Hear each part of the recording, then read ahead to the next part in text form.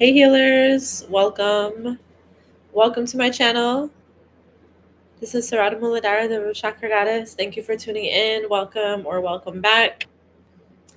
We're talking about the truth about sex work today. So this is our series diving deep into some of the pervasive generational curses that are plaguing society at this time that we break in my course Root Lock. If you're here, welcome. Say what's up. Drop your city, drop your zodiac sign.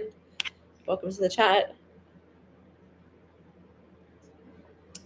I'm just in kind of cozy mode right now. The topics that we're digging into strike at the core of the deepest wounds of all time. So do whatever you need to do to make yourself feel comfortable and safe, okay? Hey y'all, hey. Get you some water, get snuggly, whatever you need. I've been making myself comfortable, so yes, wonderful to see you all. Yes, this shit is heavy and painful, but so important. Thank you for guiding us. You're so welcome. So one of the things I've been doing is just, she's sleeping. How's my dog? How's my dog? I'm not gonna say her name. She's sleeping. Um, so it's so funny, like listening to her. Yeah, she's sleeping. It's so funny because I've just been like unapologetically showing up for my life, and it has hurted. It has really hurted. I feel it all in my solar plexus. Whoa, you guys! The wind is kicking up outside. The tree outside my window is blowing. The leaves are blowing everywhere. Oh, so what's been going on energetically for me within my like energy body is the solar plexus purging. It's reflective of the collective. The fake person who's like the solar plexus representative, because you can't really be who you are for whatever reason. So there's a fake representative that is sent forth in its place, like in your place essentially, where this is the person that navigates all the different interactions, business, financial, bureaucracy, family, school, whatever, like even partnerships and friendships. Like there's this like fake representative guiding the way because the real self is too vulnerable to share. um so this has created a lot of pain, and one of the ways that people have tried to navigate the pain of that has been through doing sex work as well as doing spiritual work. Any way where you sort of monetize your essence and your energy has been a way of like dealing with the fact of not being able to let your authentic self be free. And so having to create these paywalls and these like borders that protect that authentic self. So you don't get to access this part of me unless you pay me this amount. You don't get to access this part of me unless you go through these prescribed channels. And it doesn't actually make us safer, and it doesn't necessarily benefit us financially as much as we might think.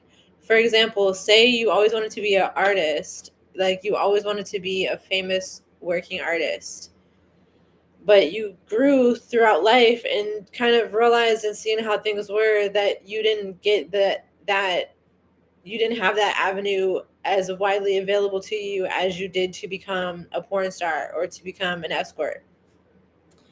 And so the wires get crossed with thinking that a certain way of making money is the best or only way to make money. And when it comes to having these conversations about sex work, a lot of times it's like the first thing that anybody has to say is, I'm grateful to the industry for giving me what it gave me. Um, so it's like if you don't say that you're grateful, then that means that you're in opposition to the industry. But some people have legitimate reasons why can and should be in opposition to the industry because of what they've experienced. Other people don't have a reason to have that opposition. They haven't experienced that. They have a different relationship with it. Me in my position, holding space for all of it. and holding space for myself to have my own complicated relationship with it. It's like I'm a person that discovered my spiritual gifts in the adult entertainment industry, working as a stripper, escort, porn star. I'm not a star, you guys. I would look. This is a thing where I never wanted to go too far with any of this because I didn't want to get famous. I didn't want to get known. I didn't want people to know who I was. And that's the thing that I've actually coached sex workers through is like that guilt and that shame and that fear of being known. When a lot of a lot of people start their careers in adult entertainment, and that shame holds them back from going further in the career. But you have to actually decide whether it's the career you want or whether you're meant for something different, because a lot of people get into sex work and really they're meant to be independently wealthy from their man paying for everything, or being with a rich man, or having a sugar daddy leave them an inheritance. Like there's all these different things where it's not you working, it's not you being a sex worker. So let me know you're with me. Are you guys with me? What's up with y'all? Do we have any industry babes in here, or how is y'all's relationship to the sex work in adult entertainment industry? Let's chat, let's find out. I've had clients that worked with me for years before they even told me that they had experience in the adult entertainment industry, or that they wanted to have experience in the adult entertainment industry. Because it's like, it's taboo. So sometimes people literally just can't talk about it. That's one of the main obstacles that I found with coaching, is when people can't be honest about certain things because of the societal stigma that it's too taboo. So this is why I recommend everyone running through my course Root Lock, because it really helps you yourself in a safe way, in a safe pace that is self-paced. It helps you break down those like barriers to honesty and self-reflection that might come from like cultural and societal conditioning, religious indoctrination, whatever it is. But for me, I've had to go through my own journey of healing from sexual shame and releasing that imprint on my life, where like one reason why sex work is healing for so many people is because you're able to reclaim your body and your sexuality for yourself, and actually use it to benefit yourself instead of having it be used to benefit other people. And if you're a survivor of any type of sexual abuse, it can be very empowering to do so. And there's a reason why so many sex workers are survivors of cult sex abuse, ritual sexual abuse, childhood sexual abuse, because you didn't have that chance to take agency at that time. So you reverse the curse by taking agency of it at a later time. But what we find when we look at the birth chart and we look deeper into this person's past life memories, their Akashic records, their ancestral memory, is that this is a reoccurring pattern. Like this person's birth chart says it all. This is a gifted sex priestess, a gifted sex god. This is a sexual healer whose sexuality heals. Um, we see it in the birth chart from the time this person is born. And we know that in ancient civilizations, they based society off of the birth chart. They based roles in society off of the birth chart, kind of like how communists, we see that we know about communists having designated roles for society, which is based on seemingly arbitrary things. But back in ancient times, it was not arbitrary at all. People's roles in society were based on their birth charts. So a person like me would have my preordained role in society as a priestess. But for me, I didn't come to that that quickly because I was born into a Muslim family. Okay, don't do that. Don't do that there. We don't do that there. I was born into a family where we don't do that there. Okay, so imagine, but these are generational curses that take as long as they take to break. It's not necessarily like there's generations right now that had already broken this curse generations ago. I have clientele and people that I know whose grandmothers had already reclaimed their priestesshood. So, but for me, um, I'm reclaiming my priestesshood, which is not to say that my grandmothers didn't also in their way.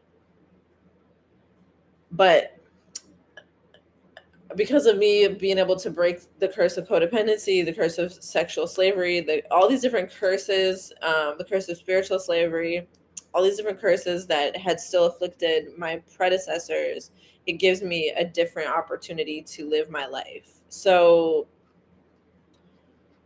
it's kind of awkward because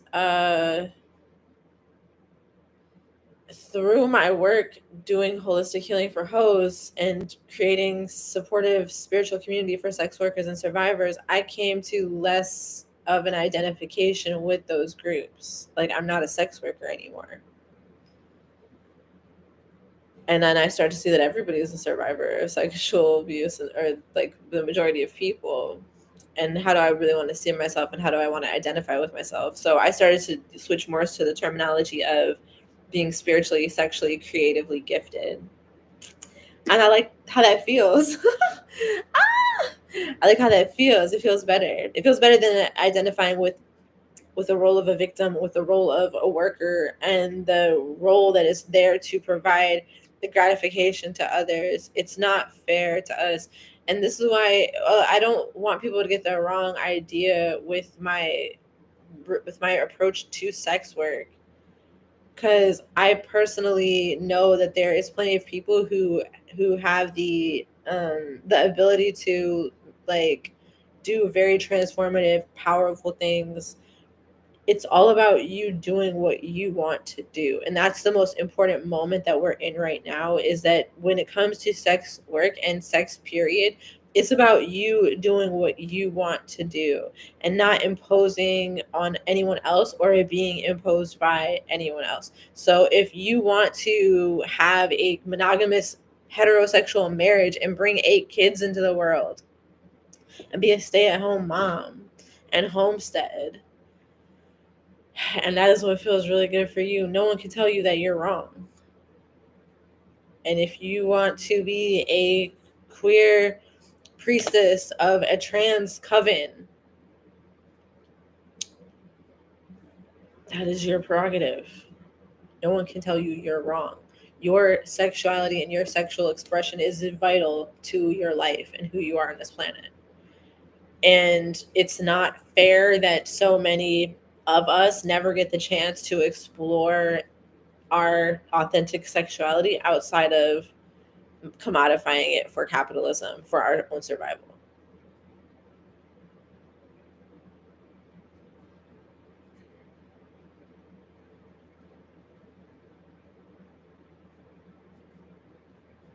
She said, I recently filmed my first adult film, but I haven't shared my work with anyone because I know that it's not safe for me to share openly in my family and in my community. I have done the work with you to release shame and guilt, though, and I feel a sense of sovereignty in my decisions to enter sex work in ways that feel sustainable and safe for me. Yes. Yeah. It's much different when you are doing that. But the illusion of choice under capitalism, um, is that like we all have mm, like the choices that we all make are informed by survival. And there's right now there's just like this really strong pushing and disconnecting from previous methods of relating. So like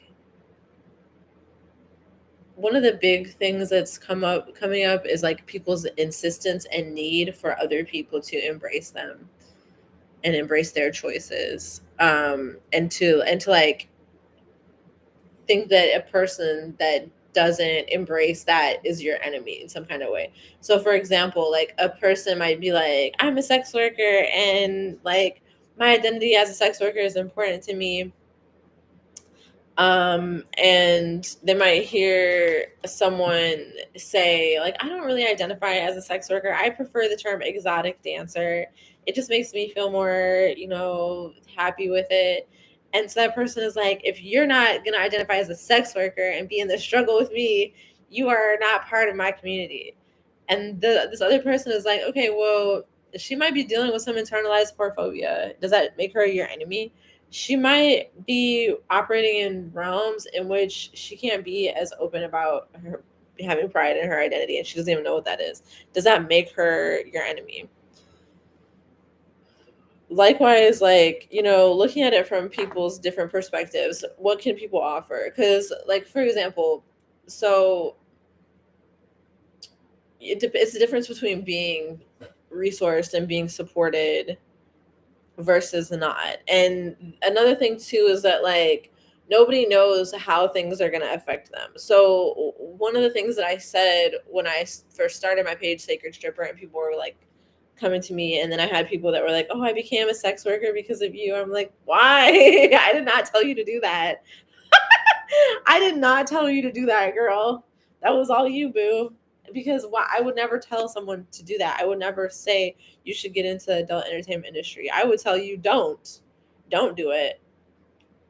And yeah, good. So don't do what I say. Do what you want to do. Like, if you feel so strongly about it, like, do it then. But I would never tell someone to just do it, because it's entering into a whole world that you may not necessarily know what you have in store. Because yes, your family finds out, what then? Your community finds out, what then? What problems is that going to bring into your life? Think about it that way. For some of us, like, it's too late. We don't have the choice. It's already out there. We already did it. Everybody knows. And for me, that's part of my life path. I was disowned from my family. I was already disowned from my family before they knew I was a sex worker. That just put the icing on the cake. For me to be publicly, like, bearing my soul and my body and talk about things that I could definitely get disowned and definitely get honor killings for. And it's not for everybody to do. So the clientele that I can work with within my area of expertise is very vast, because I've got people that are already working in the industry. I've got people that want to work in the industry.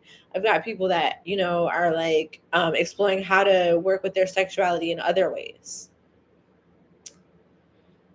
And I've questioned, like, whether I should, like, have a niche that is focused on adult entertainers for so many different reasons, especially when it brings up my own insecurities. Leaving the industry was very hard. And then it felt like a lot of people didn't want me to leave. Yeah. Because they benefited from it in some kind of way. And benefited from seeing me in a way where they felt like they, like, had something over me. It's hard sometimes when you're beautiful. You are sexualized no matter what you do.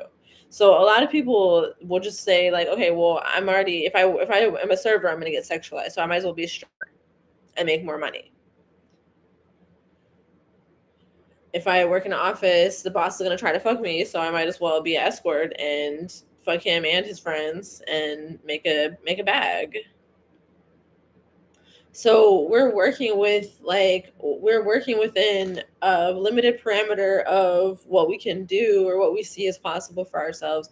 And then once you start to continuously raise your vibration, because what happens when you start to do those things, like when you start to say, like, oh, well, if I'm going to get sexually harassed anyways, I might as well make it worth my while. And you start to take agency and ownership over who you are, then your vibration starts to rise. You start to gain more benefits from being yourself, which then ends up having an effect of you embracing yourself more and embracing your authenticity more. But you still might have a time where you dip back down into low confidence, or like something goes wrong, or it doesn't work out the way you want, or so whatever the issue is, like, things aren't gonna always be like good, even if you're doing good. And one of the things with sex work that, like, it makes it hard is that there's always the likelihood of somebody potentially trying to hurt you. And you can do all the mindset shifts of, like, energetically setting your boundaries that, like, no one will try to hurt me. I have the free resource on my site, the Intuitive Screening Guide, which is a way for you to figure out, like, whether you're dealing with intuition or you're dealing with anxiety, if you have any fears or stress about seeing a client or, like, going to work. Because it could be like, it doesn't matter what type of work you're doing, even if it's spiritual work, whether it's whether it's the phone, whether it's in the club, escorting, like whatever it is. But just letting yourself like feel into your intuitive, emotional senses, like your spiritual senses that tell you which way to go. Because every time we make a choice, it's completely taking us in a different direction. That choice is one direction. If we were making a different choice, we would go in a different direction.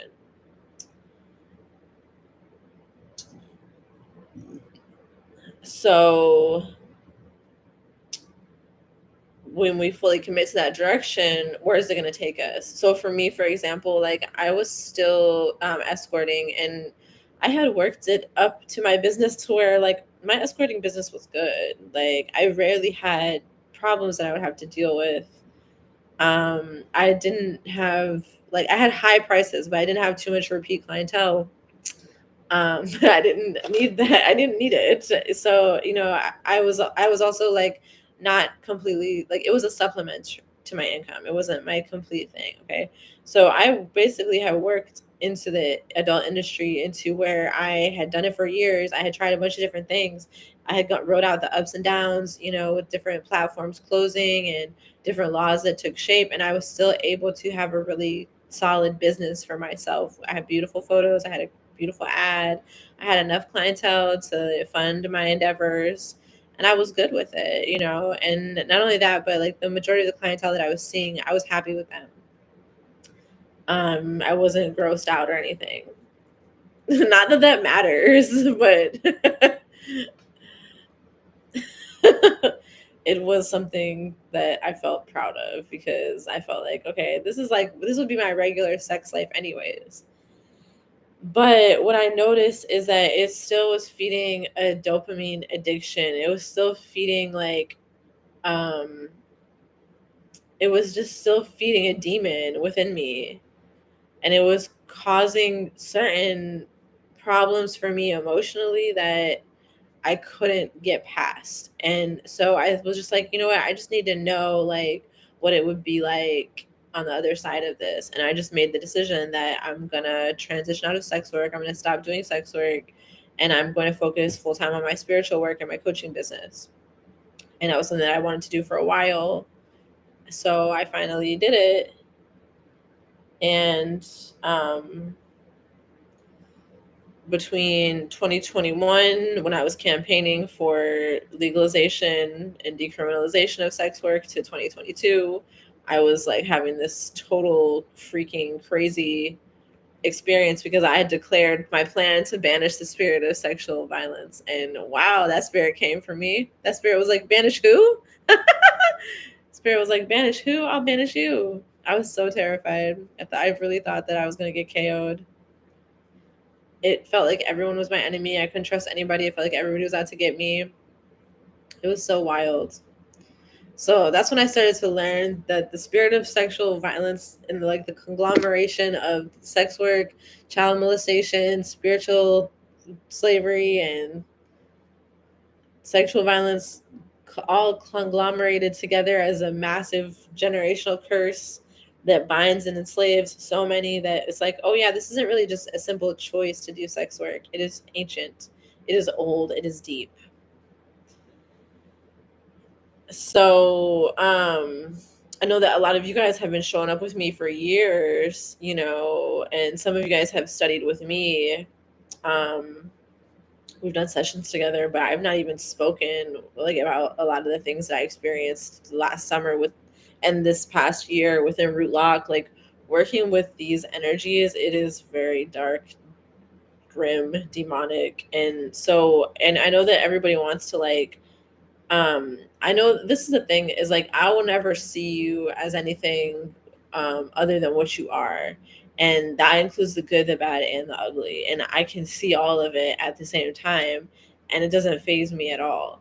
But my um my fear, I think one of my big fears has always been like me being seen for like the good, the bad, and the ugly, but like just everybody forgetting the good. Like you can't have the good without the bad and the ugly in a person. Like when you show up with a person, you're accepting them for all of who they are.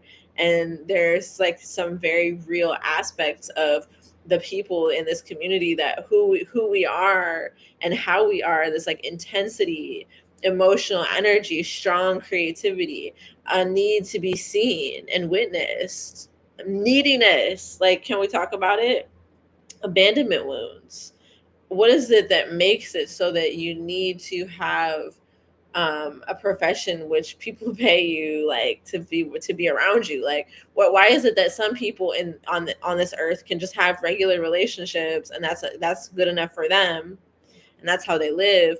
But you can't, like, you need people to admire you and to pay homage to you in a certain higher level. Why is that? So we look at that stuff like that, and it's like, and there's a lot of things too that like there's a lot of fear-based messaging with this in the spiritual healing arts, and people get very afraid of the power that their mentors possess. And I've experienced like where, so one of the things was like, I kind of, for me to start, for me becoming sacred stripper and hoesarehealers and all of that, I couldn't really work in the industry the way that I had before, because it's like I'm online, like I'm selling classes, like I can't be in the club with you, like I can't be in the club with you. You'll be like, whatever, she's just some bitch.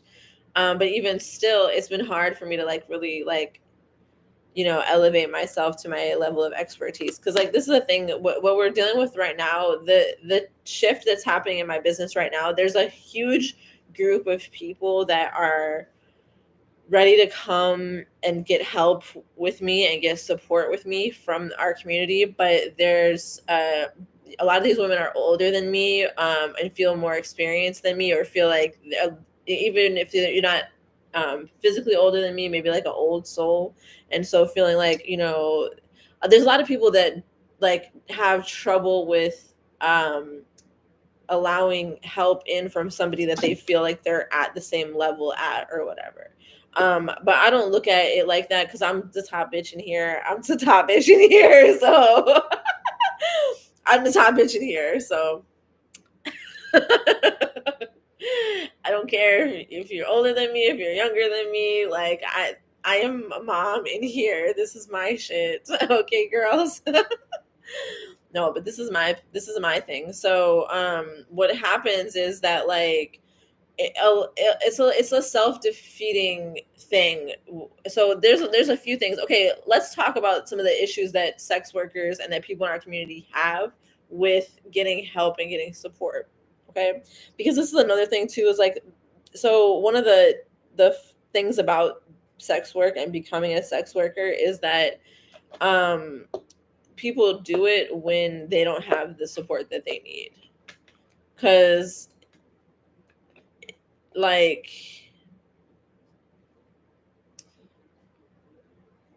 if you're missing something, you're gonna go get it. But this is the thing too, is like the truth about sex work.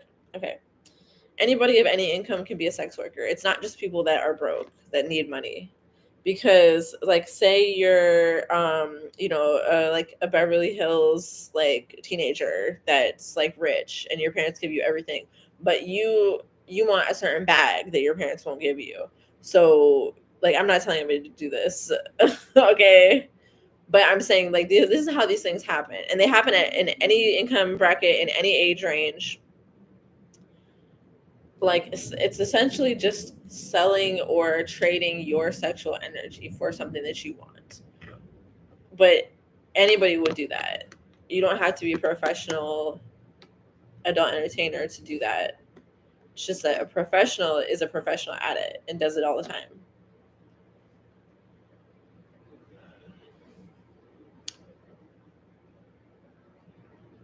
So yes, I'm a professional. I'm a professional at what I do. I do this all the time. I talk to sex workers and people that are sexually, spiritually, creatively gifted all the time. It's what I do all the time. So just getting around me and being in the community that I've cultivated, like there's no better place to do what you're trying to do. But if you make it too much about the mentor, then that's when you kind of like take yourself away. You kind of like take the opportunity for yourself to receive support away, because if you think like, oh, I should have it figured out, I shouldn't have to ask her for help. Who the fuck is she or whatever? I don't care about none of that stuff. I don't care about having approval. I don't care about being liked. I just care about doing what I'm supposed to do and making my money. I've always been that person that like people tell their deepest darkest secrets to, and like they know that they can trust me with this and they know that I won't judge them. I've always been that person. I'm still that person. Like I'm just a regular person out here, but I'm not a regular colleague, because the things that I want are different. So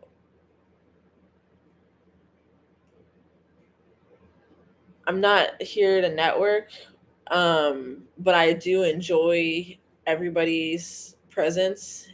And it's never for me about whether or not you're paying me or whatever.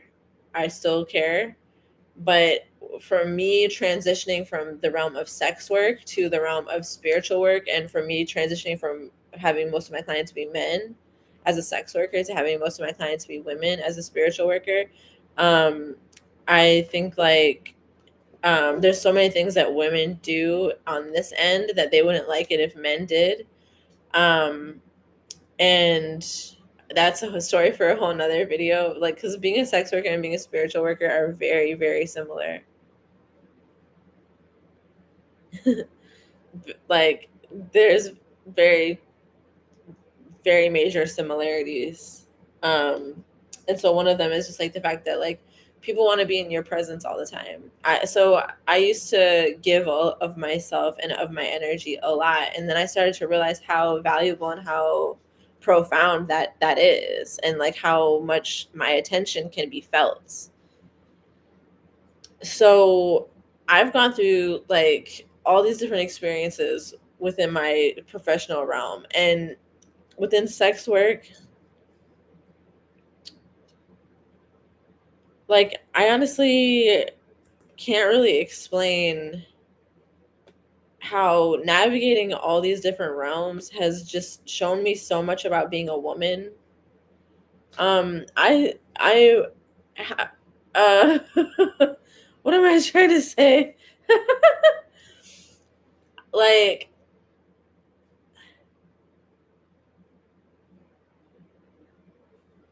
I did not expect to go to the trajectory that I have gone on. My change has been so immense, and it has really been between now and 2 years ago, between 2021, because um 2021, you know, I was still like actively working professionally as a sex worker.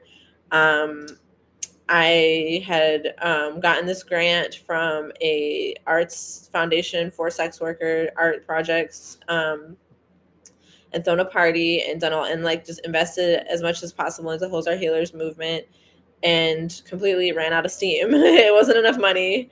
We needed more money. We needed more uh, team. We needed more support, and like just so many things that just started to show me how my everything that I was doing was born out of shame, and it was born out of like I felt like I created this whole movement because I needed it for myself, and instead of getting that healing that I needed for myself, I just showed up to provide it to other people at my expense. Not that they did anything wrong, or even that I did anything wrong. It was just what I knew to do. That's codependency. That's called codependency, getting your needs met by meeting someone else's.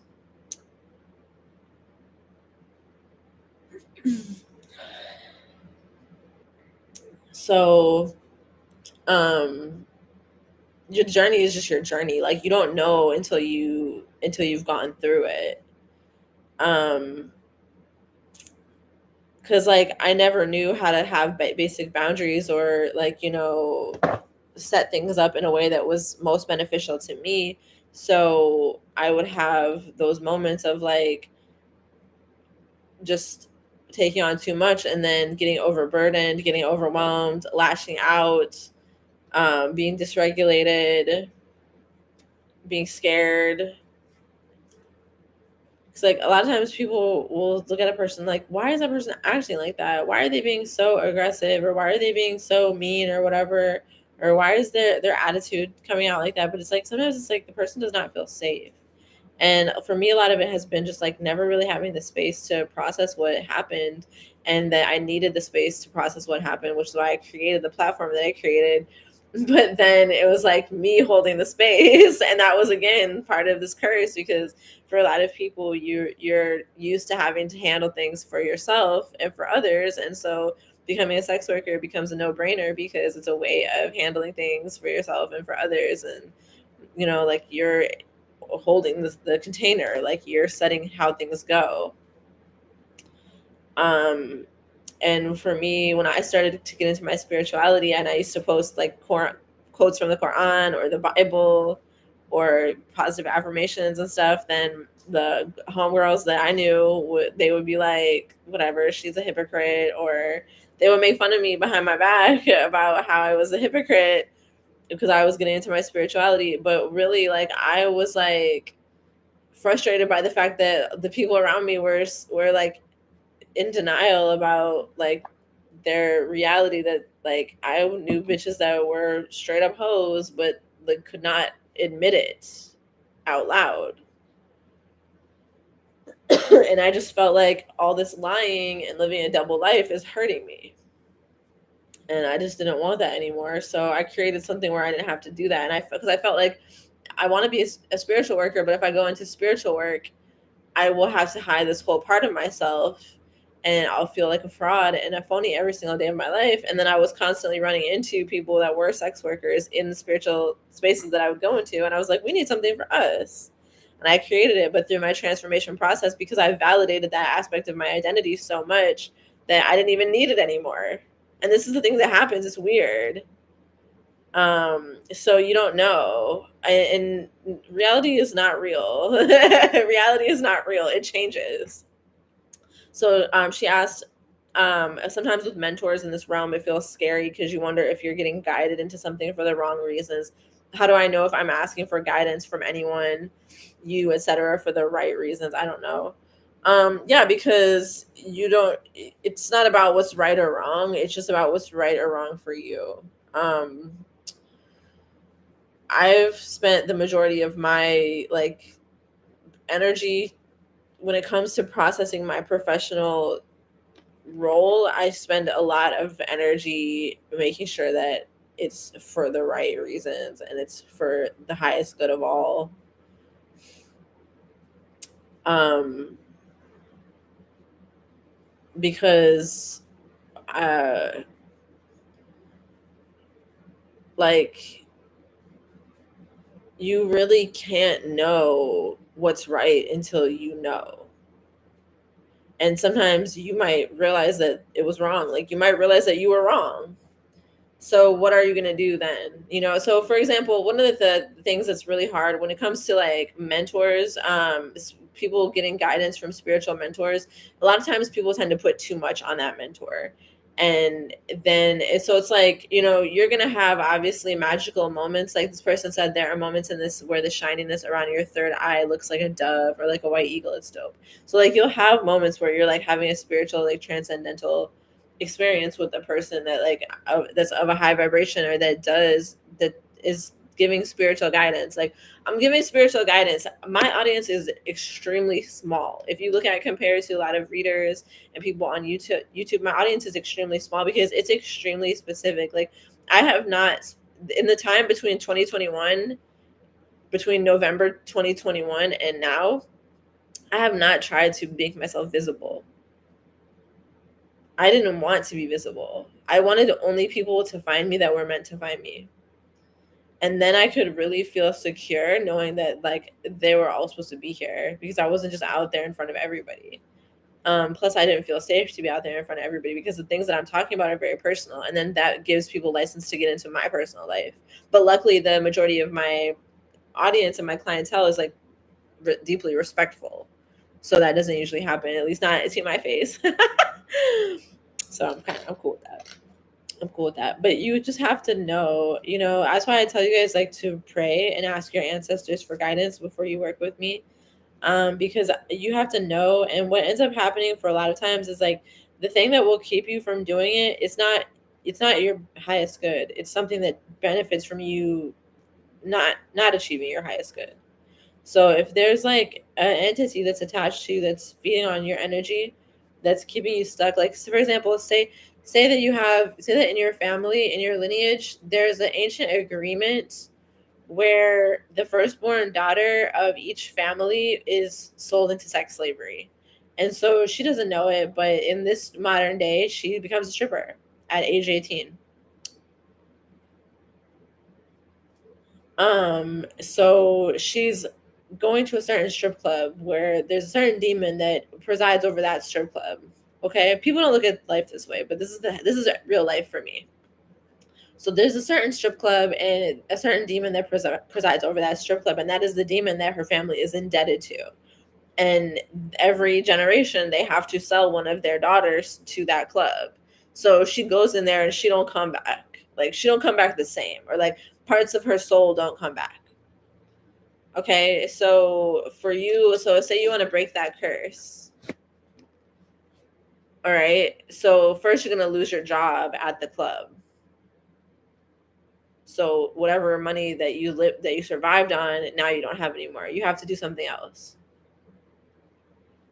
So you might say, okay, well, I'm going to become a tarot reader. But then you go and you start reading the tarot at the magic shop. And then you realize that you have an ancient curse on the other side of your lineage that is sold you into spiritual slavery. And there's a certain entity, demon, whatever, that has you bound in spiritual slavery now. So you're not in sex slavery anymore, but now you're in spiritual slavery. So now you break that curse. So now you out of a job again.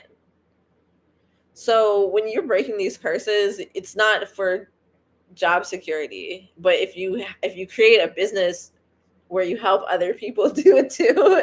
I know it sounds like a pyramid scheme, you guys, I promise. But if you create a business that is not predicated on any of that other stuff, but you are choosing a lifestyle that is different than what the majority of people live. And you are choosing to put full faith in yourself to know that like no matter what gets dismantled or torn down, in order for you to be able to build on a solid foundation, that it was good to go. It was good for it to go. Thank you. She said you are doing good work, my dear. Thank you. Yeah. All right.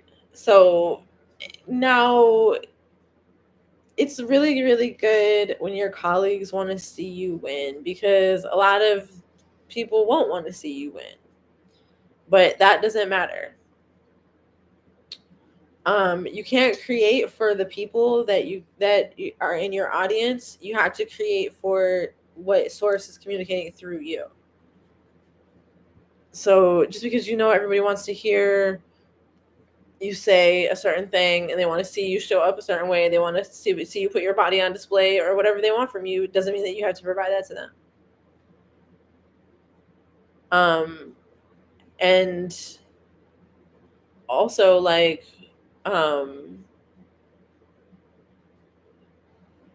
you don't owe invisibility to anybody either. You don't owe covering up. Like you don't, if you're a sex worker, if you're doing porn, like you don't have to hide that. It's your choice. So like you just have to decide what is right for you. Because I think people want things to be too simple, and I don't like things being too simplistic. Like, oh, here's a healing session for sex workers. Are all sex workers going to feel good in that healing session? Like, it's not for everybody. Is the only people that are going to be in that healing session going to be sex workers?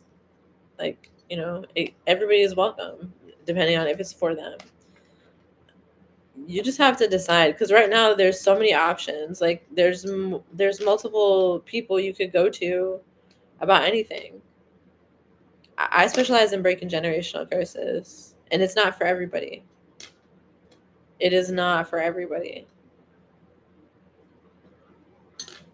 I made my course Root Lock lifetime access so that you are in it for a lifetime.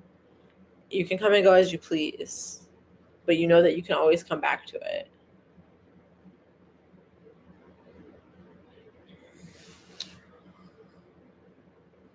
So I've worked with a lot of different people, doing sessions and readings, helping them decide whether they wanted to enter sex work or not. And a lot of times, what has come up has been that it wasn't really sex work that they wanted, it was sexual freedom and physical autonomy. Like they wanted bodily autonomy. They wanted sexual freedom. They wanted to be able to do what they wanted sexually, but the only space that seemed available to access that was sex work. I've had that conversation with a lot of people that came to me to try and decide whether or not sex work was right for them. Maybe I should bring that reading back. I had the game related reading that was for like helping you decide like what moves to make in your career transitions, whether you want to enter sex work or get out of sex work or what you wanted to do. Should I bring that reading back, you guys? So basically, I'm in a transitional phase. I'm in a major transitional phase, and that's one of the reasons why I wanted to come in here and talk this through. I feel like I had something in mind for like what I was going to cover in these classes, but it's like I can only scratch the surface. And a lot more of these conversations are going to take place in Root Lock in our private space. I really want to communicate to you guys, stop keeping yourself from getting the support that you need. I'm glad that you're here. Thank you for being here and thank you for supporting, and like you're always welcome here in these live streams, but what actually goes down within our private spaces is the transformation. That's where you get that deep support. And I know that it's hard to let people in, and like, it's hard to make the decision of like who you'll receive spiritual support and spiritual guidance from, because it's such a big deal. And I definitely don't take it lightly at all. Work is work, a job is a job. Yes. Hmm.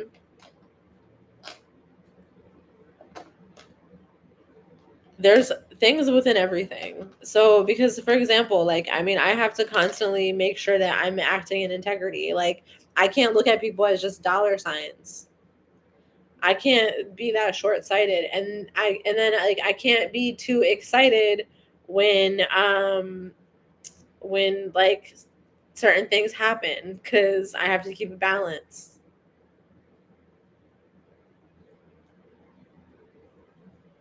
The succubus energy is it's not the sex work that's bad, it's the succubus energy.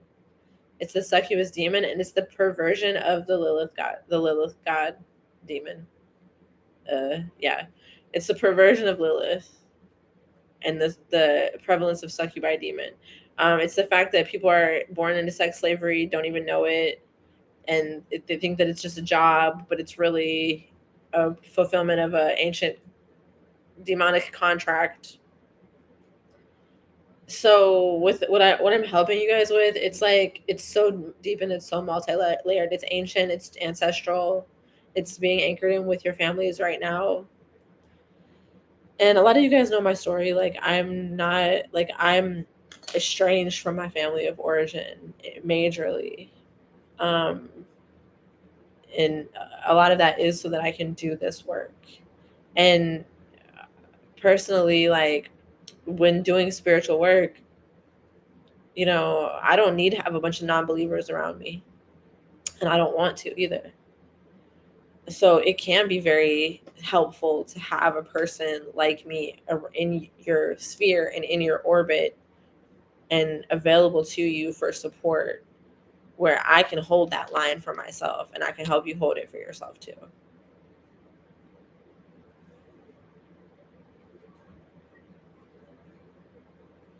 I always had an issue with the fact that like it seemed like I could never, there was never a space within the sex worker community for me to talk about experiencing sexual abuse as a sex worker.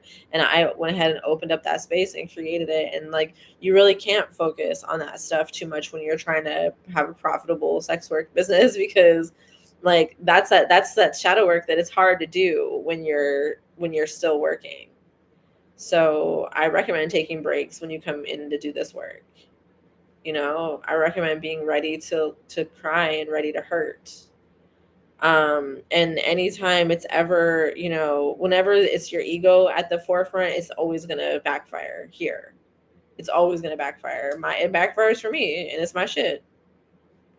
So no. Mm-mm.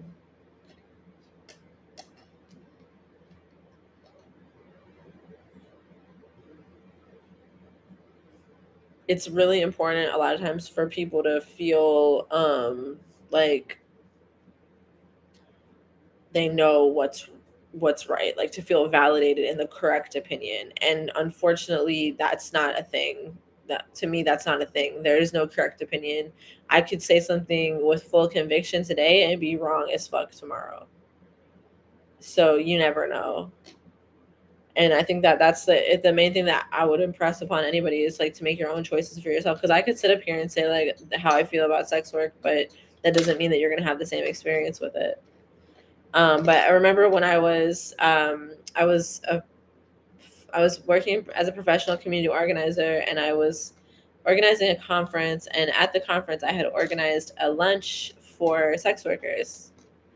And there was somebody that I knew that was really upset that I had organized that lunch because she felt like I was promoting it, and she was bringing youth to the conference, and she didn't like the fact that there was a lunch for sex workers. She felt like that was promoting that, and these are young women that are at risk for sex work or whatever. But I was like, whatever, we're just meeting together for our support. And the thing is, like, I can see why she felt like that, because it's a certain energy. I mean, I can't really get too deep into it on here, but that's the thing that I've feared, as far as like, when I'm creating the space, am I just creating a space where this energy can come in? But the thing is that I didn't create that energy, and I didn't create the attachments that that energy has to all the different people that are around. And it's within the issue about mentorship. Honestly, for me, a lot of times when people say that, like, that they have trouble finding a mentor, or that they don't know, whether or not they can trust a mentor, that is a red flag to me, because of being on the receiving end of having so many people blame me for their problems that they had before they met me. So if you come to me for helping you heal a particular issue, and it doesn't get healed right away, you're still experiencing that issue, then it's not necessarily my fault, but it helps the person a lot of times to have somebody to blame, because it's too hard to take the responsibility of that all into themselves. So that's like points where I protect myself extra. I set things up in a certain way to where, like, mostly spiritually, that I'm protected. But it is really hard. It's hard to be the one that helps others. And like, if you think, there's a lot of spiritually gifted sex workers out there, like, that have amazing gifts. They're not teaching others. So everybody has a different role to play. Um but the thick skin that I've had to develop to do this, and then like to go through the point of failure, where like I had this huge audience, I had all these people checking for me, I had all these people liking me, wanting to give me endorsements and all these things, and then the more I showed my real self and got closer and closer to what I truly want and what I truly need and what truly benefits me, all those people fell off. Where are they now? But certain people in certain spaces, there are certain things that have continued to track.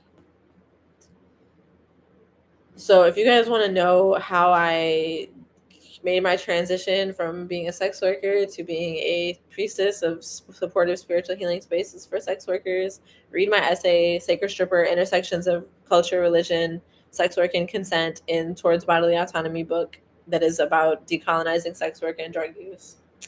I have more books coming. If you want to, if you want to know how to use your natural energy to protect yourself and to draw things to you that you want, take my Heaven on Earth Reiki 1 and 2 course. We're gonna have a live class, 2 live classes coming up this month, so you can join for those. Tomorrow we're gonna live stream talking all about Root Lock, my 6-month course. So make sure you tune in for that at 3 p.m. Central Standard Time, and I will see you guys there. Peace.